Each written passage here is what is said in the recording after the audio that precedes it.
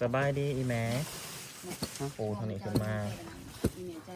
ว่าจะไปยังปลาย ที่ได้มานอน ตอนแรกมัน ยาย าว วจะมาจับนี่ไม่ใหญ่ แล้ววันนี้จอยพุ่นหน้ามานะ ตอนแรกมันยาวย่านล่าตอนแรก เฮาย่าอันใดไปแล้วว่า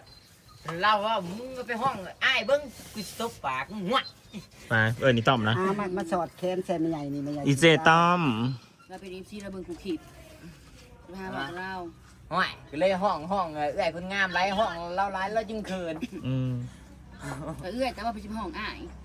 ห้อง หน้ามากม่วนนะ บาดแรกก็ห้องเอื้อยน้ำเจอกับน้องเนี่ยจะคืองาม เม่นบอกเขาหยาเขาในเฮือนนั้นมันแนมเพนเฮาเลยแม่เอ้ย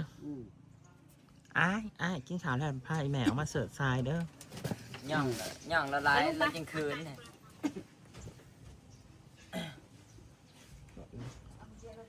ปอเมื่อคืนนี้นอนบริปุ่นเป็นลุงหัวแตกจะไต หาตีหอยจะบ่ได้นอนออกมานั่งหลินนอกพี่นอนอยู่ในมันนอนบ่ได้มันเมาเอง โอ้เป็นแม่สาด เมาเอง พาไปเปิดห้องกูนะ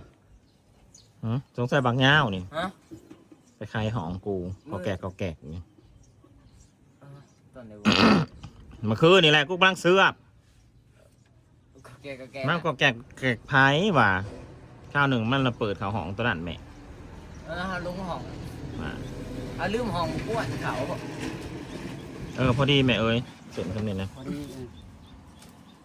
จักเสร็จนี่ คือเบเอาเก่าแม่ เก้า ใหญ่พวก เก้าวันลืมมาเจ็ดเก้า แม่นบ่แม่เบิ้ง นับดูไม่ว่าเก้า ลูกก็ว่าเก่าอยู่เลย เขียวๆเด้ สี่ นับมึงด้วย โอ้ เป็นไผ่ผูกแขนไว้พี่น้องสิผูกแขนเฮามืออื่นนี่กับสาคอนผูกแขนเฮากับเบามี 8 เซน แปดบ่จะไปใส่น้ำลัง ผมมีช้อนจนนี่8 เซนเลยก็ยาเรามีช้อน มันคู่บ่เอาคู่ อย่ากลัวบุกอ้วนเมื่อคืน ให้เอาคู่ด้วยให้เอาคู่ด้วยนี่เอาคู่ เอาเก่าด้วยแม่เด้อเก่าเด้อ เก้าจังหวะ เอามาใส่อีกชิ้นนึง เลิกร่วมเรียบร้อยบ่แม่ เรียบร้อย แต่คู่ว่าจะไอ้หลัง โหดหมดหลายคนแล้วมั้ง ช้อนเลย โคตรสองคนแม่เลี้ยงกับมัน กูควรสิทามึงได้อ้วนมึงเป็นเอาได้เฮ้ยเมื่อคืนอย่าไปลบใส่โต๊ะขนาดยุ่งออกแหงกระยับเข่า ในทาประชุมซองแม่ เขาจน ผูกแขนก็บ่ได้บอกหลายคนหรอกพี่น้อง พ่ออ้วนมึงพ่อวะยับเข่าแหงกระเสียโต๊ะเขาลบมาจนได้จับโต๊ะ ไม่ได้บอกหลายคนเพราะว่า ถามไอ้หลังด้วยเราเป็นอะไร มาจับนะให้จอยจับแม่ ไอ้ยาวไว้ไข่ตู้ไปทำไอ้หลังผมเป็นคืนนี้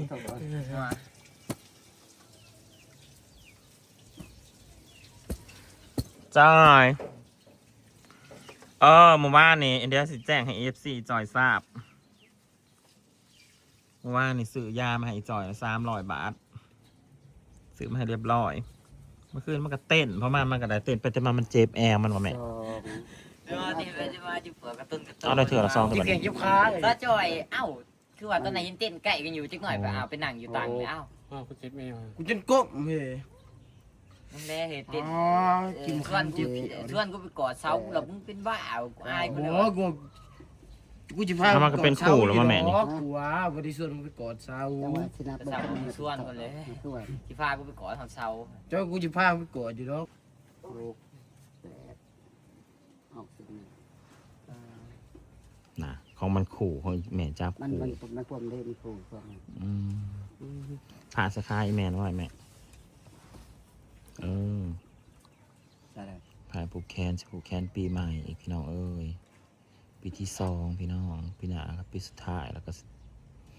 เศร้าผูกแล้วซะแม่บัดนี้แม่สิเศร้าผูกเลยซะ สี่ บ่ได้บอกคนหลายเด้อปีนี้เด้อผู้ใดบ่ได้มากกะอย่าไปหน่อยใจ เก้า ไผบ่ฮอดบ่ถึงไผก็ได้เนาะแม่เนาะ แม่น เพราะว่า กัน ผูกแขนนี่คือผูกตามงบ แม่น งบคนจัดได้บ่แม่นงบคนผูกได้ โดย เนาะแม่เนาะ แม่นสองสามสี่ห้า มึงขึ้นเนื้อยานเจ้าโจว้าว เนี่ยพาไปเก็บ ย่าน ว่าจะให้เลยนะป่ะ ว่าหายว่าจะ ไปเมื่อเฮ้ย บ่ ยาวเมื่อโฉกูได้โฉกูได้ก่อน น่ะ โฉกูได้ น่ะยังมาว่าอย่างนี้เด้อ บ่กูย่านแล้วน่ะตอนเราว่ามึงอย่าไปห้องน่ะอันนั้นว่าอ้ายใดเราว่าเสียงหายกูน่ะกูย่านเล่า เออก็ยาว มึงดูแต่งหน้าเขียนคิ้วแล้วเพอไปนอนแม่ ไป อีจอย ลูกก็อยากนอนเด่นๆแม่เอ้ย 4 รู้ว่าสิงีบซะก่อนมาเนาะจะเสียงพักสองเนาะ 7 เอออย่ากินกู 9 ขับพอดหวัง เอานี่ซะก่อนคำแต่ไปก็ได้ เนาะ มันจะบ่นเงาอยู่เงา จะ นอน มีแนวอยู่แนวกินเนี่ย มันก็จะบ่นเงาอยู่เงานอนเนี่ยถ้านอนอีกเนาะ อืม จะรับหมดคือนางคาดตัว ยังแม่ตื่นจากโมง 3 6 ผมว่าก็รับค่า เอา3 6 7 บาท 7 4นั่นแม่ 5 6 7 8 9 เริ่มกิน 6 โมงพาพัวขึ้นมาเสียบาท อืมนี่แม่ยังหลอดเซย พัวกระปุกสบายได้สะนี่ ส่วน วันชิ้นใหญ่กระลูกมาเสียบาทกระลูกไปกับบริญญาปลูกแต่เก่าเข้ามาหิวนอกจากที่ปลูกดิบๆอันก็ปลูกง่าย อืม รับจะรับมันคือคาดตัวมึงห่อ 1 2 3 4 5 6 7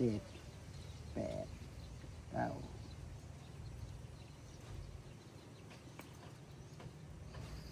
ว่าสิผูกพี่โอ้บ่ผูกทำไมบ่คือบ่แม่นเฮือน ปลูกแขกก็ไปปลูกคนแรกเพื่อนเขาเดิมมาแล้วอันนี้ก็ปลูกดอกกอใหม่มันก็เป็น5 นี่มันบ่แม่นเฮือน 2 3 4 มันสิง่ายโพด 6 เนาะแม่เนาะ 7 8 9 จอยมึงงันยังเจ็บอยู่บ่เดี๋ยวนี้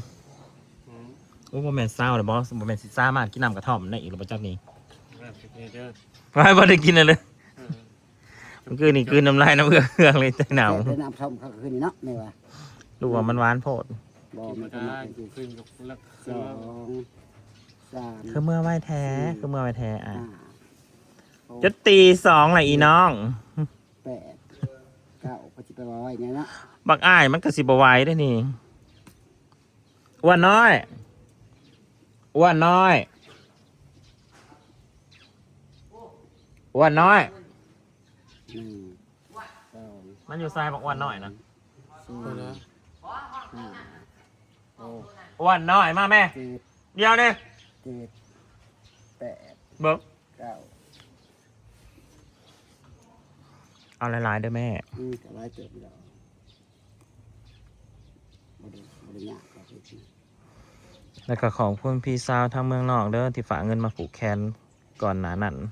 เพิ่นฝากมาพร้อมทำบุญ 2 3 4 คนละ500กับบ่าวมี 6 7 ใส่เบิดบ่เห็นง่าย 9 ง่ายเนาะแม่ผ่านี่เนาะคิดว่ามันสิหยุ่ง เนาะ มันเก่ง แนวมันเนาะ แนวมัน มึงรู้น่ะ คิดว่ามันสิหยุ่งได้พี่น้อง น้ำกระจาย มึงรู้ผูกความ อ่ะ ความสับสลับกันน่ะ 1 2 อย่าเส้นหน่อยลงเลยเด้อแม่ 5 6 7 8 9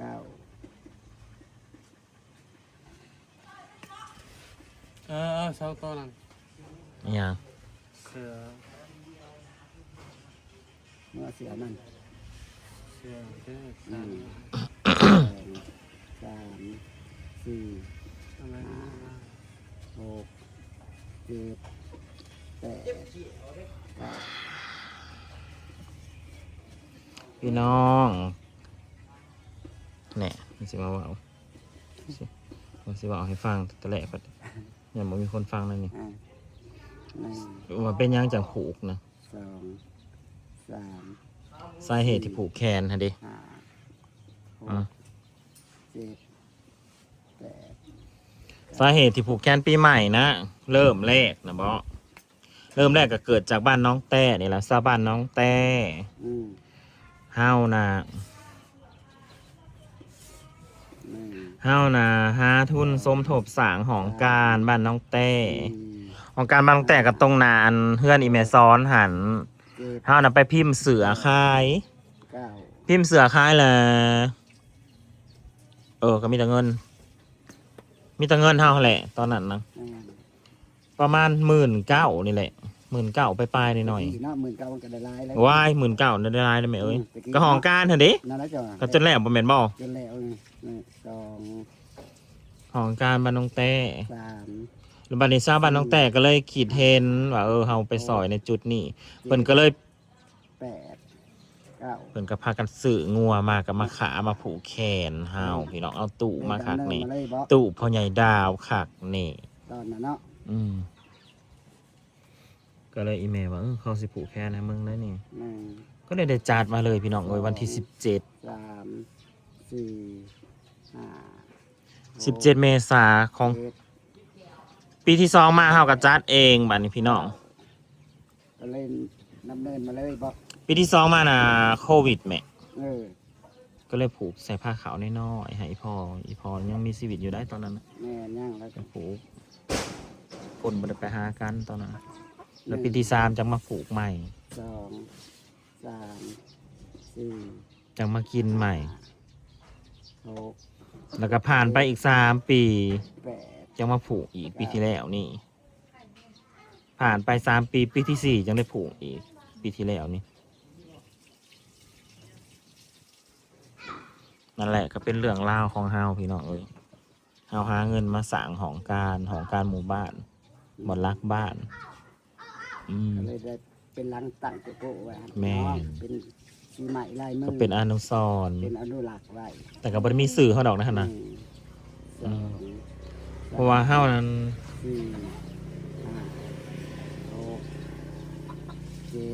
แม่นอยู่ช่วงมันบูมหั้นนะพี่น้องผู้ใดก็ชื่นชมผู้ใดก็ขอความช่วยเหลือจากเฮาและ FC ที่น่ารักทุกคนผู้ใหญ่ใจดีทุกคนก็ซัพพอร์ตบ่ได้เป็นซัพพอร์ตตัวเฮาได้ซัพพอร์ตโดยการทำบุญ แม่นก็จะทำบุญอะไร คือวัดบ้านนครไผ่นี่ก็เฮาเป็นคนไปริเริ่มตั้งแต่แรกๆก็ได้ก็เป็นสะพานบุญนำเงินค่ะไปอยู่นหันก็ประมาณ100,000 กว่าบาทนี่แหละ100,000 กว่าบาทตอนนั้นน่ะเนาะ หลายนะ3-500,000กูมื้อนี้ดีได้ อลี เงินเดือนมันเผลอเนาะ แม่เงินมันเผื่อแล้วมันจะจังได้แบบสิ่งของมันก็แพงอะไรแม่อุปกรณ์ก่อสร้างอะไรมันก็แพง 1 2 3 นั่นแหละ ทุกมื้อนี้เฮาก็เป็นคนที่ถูกลืม 5 พี่น้องเอ้ยมันก็ปกติแหละเนาะพี่น้องเนาะตอนตะบิดก็มันก็มีกระแสก็ผู้ใดก็นำหน้าถือตาพอเวลาผ่านไปก็กลายเป็นคนถูกลืมแต่ว่าเฮาก็บ่ได้ซีเรียสดอกเฮาบ่ได้คิดหยังประมาณเฮาหูเฮาเห็นมาเบิดแล้ว พ่อใหญ่ลูกกินข้าวอยู่ยังบ่ลูกกินข้าวบ่ พ่อใหญ่ยังไม่ได้ลูก ไม่นอน แม่ใหญ่ก็ต้มร่างจืดแล้วบ่ บ่ได้กินต้มมันเมื่อใส่บาตรแล้วก็กินฟ้ามื้อร่วนต้มจาน เริ่มบอกกล่าว 2 3 นั่นแหละพี่น้องก็เลยเป็นอันผูกบ้านนี้นะเฮาคิดว่าเฮาผูกเกี่ยวกับปีหนาผ่านไปหลายปีก่อนบ้านนี้จังสิผูก มันได้3-4 ปีก็จะผูกอีก โอ้ย เนาะ บ่สิขามไปกว่าหันอีก บ่5 ปี ถ้ามันสิจำ ทำบุญให้พ่ออีแม่คือกันก็สิผ่านไปหลายปีก็จักหา6 ปีจักสิเฮ็ดอีกแม่บ้านนี้นะบ่เอาละ3 ปีนี่ 2 เอาหา6 ปีไปโหลดเนาะ แม่น 4 5 6 นั่นแหละพี่น้อง 7 8 ขอบคุณหลายๆทุกคนที่ติดตามก็เป็นเรื่องราวของเฮาเนาะนี่ก็คือสาเหตุที่ผูกแขนปีใหม่ก็เลยได้ผูกมาเลยพี่น้องเอ้ย เลยเป็นบทเรียนเลยพี่น้อง เฮาก็เลยตั้งไว้เฮาก็เลยตั้งวันที่17 เมษายนของทุกปี 3 มาผูกแขน 5 6 8 9 ปีที่1นะผูกแขนผู้เดียว ปีที่2กับผูกคนเดียวก็เอาได้ไหมปีที่3พี่จะมาผูกกับสาครจะมาผูก2 คน ใช่ สนหายบันหายไข่เมียแล้วเก่งเราหยิบออกมาก็เป็นเศษล้นโหลดหนานเห็นบอกบ่มีขาด นั่นแหละจังมันเลยลง คือว่ามันสิขาดมันบ่ขาดเลยนะซ้ำนี่เด้อพี่น้อง เ